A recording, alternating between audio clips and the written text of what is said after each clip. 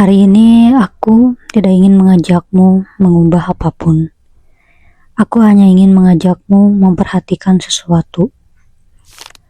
Ada satu hal lain yang juga perlu kita kenali, yaitu pikiran kita. Sepanjang hari mungkin selalu ada saja kalimat yang muncul di dalam kepalamu. Aku tidak mampu. Aku harus lebih baik. Kenapa aku selalu seperti ini? Dan mungkin masih banyak kalimat lain yang juga sering muncul. Biasanya kalimat-kalimat itu datang begitu cepat, sampai kita mengira semuanya adalah suara diri kita sendiri. Padahal belum tentu, karena seringkali yang membuat kita semakin lelah bukan hanya apa yang terjadi, melainkan cerita yang dibangun oleh pikiran kita tentang apa yang sedang terjadi. Misalnya, seseorang belum membalas pesan kita. Itu adalah fakta. Namun kemudian pikiran mulai bercerita. Mungkin dia sudah tidak peduli. Mungkin aku melakukan kesalahan.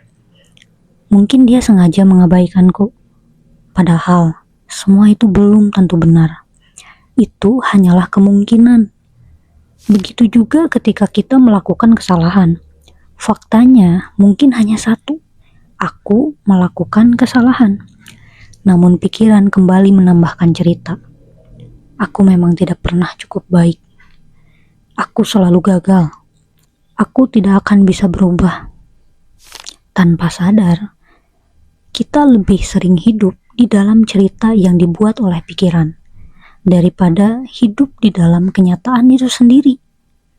Coba bayangkan, pikiranmu seperti langit dan setiap kalimat yang muncul hanyalah awan yang sedang lewat.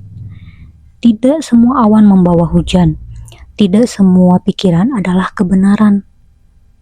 Mulai sekarang, setiap kali ada satu kalimat muncul di kepalamu, jangan langsung mengikutinya.